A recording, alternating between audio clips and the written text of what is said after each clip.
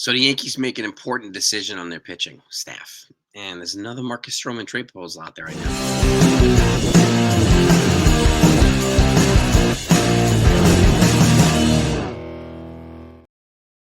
What's going on, everybody? Hope you're all doing well. So please forgive my raspy voice. I'm battling a major head cold.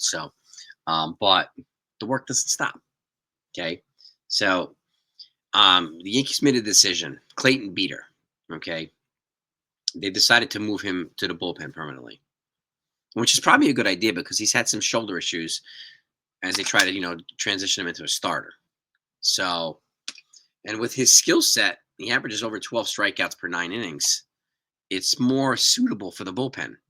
And Matt Blake does a pretty good job at converting guys into pretty stellar relievers. Okay. And with the Yankees have a couple of injuries right now to Jake Cousins and a couple other guys, this could be a suitable fit. And it's probably the easiest way to get him to the Bronx and keep him in the Bronx. Clayton Beater. You remember him? He's the guy that the Yankees got from the Dodgers in the Joey Gallo trade. So there's that. But again, I expect the Yankees to still tinker with this roster, their pitching, and even the position players while they look for an infielder that they're still looking for. Okay, they made it clear too. So, and just make sure you're subbed here if you're not subbed here.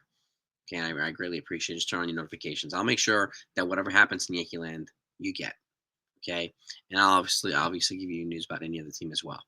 So, and I thank you for that. But Clayton Beater is going to the bullpen. Now, let's move over to the infield search right now, right? So, we know there's been a lot of chatter about Nolan Arenado. He's available, he's not available, and so on and so forth. There's constantly conflicting reporting, right? So, and it sounds as if we're just going to have to wait and see either if there's going to be an injury or prices to go down or something. Okay, and we'll just wait and see. But a couple things, folks like to concentrate on WAR, right? Well, he's projected to have a 3.2 WAR in 2025, Nolan Arenado, right? And if he came here, he would bat in the bottom third of the lineup. That's a pretty good WAR from the 7, 8, 9 spot. Also about 18 home runs, 70 ribbies, pretty good production. Whether it's him, Dominguez, Austin Wells, or him, Anthony Volpe, and Austin Wells, that's a much better 7, 8, 9 the Yankees have had. Now, you compare it to some of the other guys. Alex Bregman's 2025 projection, these are all Fangraphs projections. He's projected to have, I think, with 3.6 WAR compared to 3.2 from Nolan Arenado. But he would cost the Yankees 3 times the amount. And for a half a point of WAR, I don't know about that. I don't think that's worth it. Right? So Carlos Correa, the other guy, he's projected to have a 4.1 WAR if he stays healthy.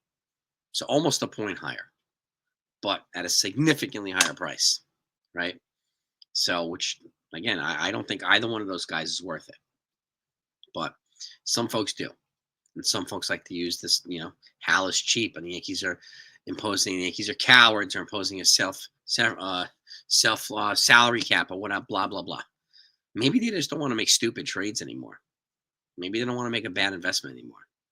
Because Alex Bregman, had he come here with the contract that he signed with the Boston Red Sox, he would have cost over $80 million a year for the Yankees as long as they're over the Cohen threshold. $80 million a year. So he's not worth that. It's not even worth $40 a year. But he was also a necessary overpay for the Boston Red Sox, right? So I'm good for them. Plus, his stat line is ridiculous in Boston. He bats, career 375 there, about a 1,200 or 1,240 OPS. So his stats are very, very good at Fenway Park. So it made sense for them to make that overpay for him. And you pair him with Rafael Devers and some of these other guys, some of that young nucleus. So, and potentially make the Red Sox a team is going to shoot to be a contender this year. So good for them. Now, going back to the Yankees combo guys, Oswaldo, Peraza, and DJ, their combined WAR projection is under 3. Nolan Arenado's WAR projection, all Fangraphs again, in 2025 is higher than all 3 of those guys combined. So I understand the appetite to trade for a Nolan Arenado if they can make it happen. Now, I don't know whether Marcus Stroman's going to be involved, but it sounds like they're trying to offload Marcus Stroman's contract prior to acquiring Nolan Arenado if they could still do that. We'll see if that happens. Because if the objective, and we're hearing that the objective of the Cardinals is to lower payroll, absorbing Marcus Stroman's salary does not help them do that. So I can see Strowman going somewhere else. And Sporting News put out a trade proposal for Marcus Stroman, and they're proposing, Mike Sisson from the Sporting News is proposing and sending him to the Angels, Los Angeles Angels of Anaheim. So they need another innings eating pitcher. And I think that, if Strowman did not have that option for next year, vesting option based on 140 innings pitched, the Yankees might be more amenable to keeping him here as a security blanket for the rotation. But that option is, I think, scaring them away, which is one reason I think they're motivated to trade him. Okay. But listen, he reported early, right? Then he disappeared for a couple of days, but he is within his rights to not be here for working out with the team until the 22nd. That is the CBA right, but it was noticeable, right? People were talking about it. Nevertheless, and he's also refused to go to the bullpen. So I'm not surprised, right? And why would he go to the bullpen? They don't have any room for him. So I don't know if he'd be better than any of the guys that have in the bullpen now. So what the hell's the point of bringing him to the bullpen? So there's that too. But at the end of the day, I do think he gets moved. To the Angels, I don't know. I don't know where he gets moved. I mean, we talked about the Tigers, especially now losing Alex Cobb. There's a couple of the pitchers out there, Kyle Gibson, Jose Quintana, but they will probably cost more than Stroman has left on his contract, my guess. So, and if teams like that wanted these guys, they probably would have signed them already. But the Angels might be able to get one. But the Angels, present another team that could be a viable trade partner for the Yankees, for Marcus Stroman. So, and anyway, I will keep you updated no matter what, right? Any other news and so on and so forth. He looks good right now. Throwing bullpen today. He looked good.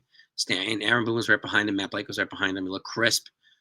He had some pop in his pitches, okay? And Matt Blake was very affirmative in his nodding for pleasure, right? Being happy with what he saw from Marcus Stroman pitching that ball. So that's good. That's good. He's healthy, right?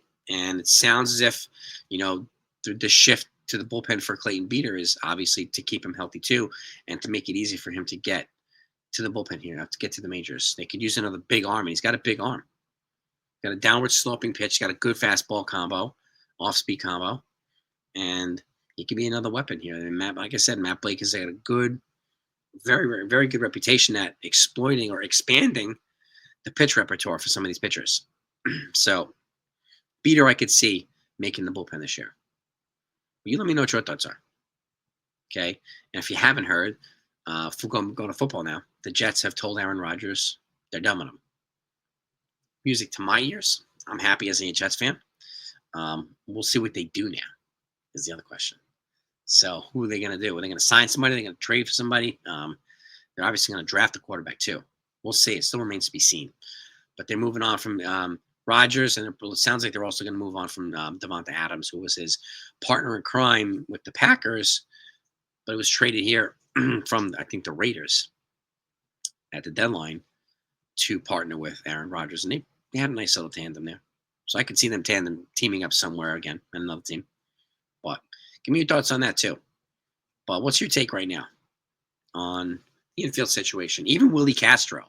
Some folks are proposing him. He's projected to have a WAR under 2. He also only has 1 year of control left.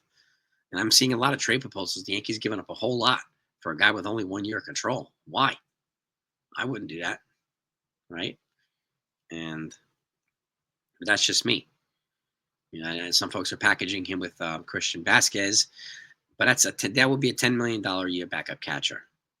That part doesn't make sense to me either. I think the backup catcher will either come in an under the radar free agent signing or a trade from somebody that gets cut from another team or in-house. So the backup catcher, I'm not as worried about them filling as I am the infield position. But still remains to be seen. There's plenty of time to figure out how they're going to do this. They've got all spring. They can wait for an injury. They can wait for somebody to get cut. Somebody might not be available now that's available in a couple weeks, right? So, and I'm going to keep an eye on, instead of spending my time talking about a potential Aaron Boone extension when it hasn't happened yet, but so many folks are obsessing about. So it's a pointless conversation. If they extend them, they extend them. If they don't, they don't. And I always ask people, if they move on from him, who are you going to replace him with? They can do the same thing. So I always like to ask that question. Let me know what your thoughts are. So go have a great day. Talk to you next time.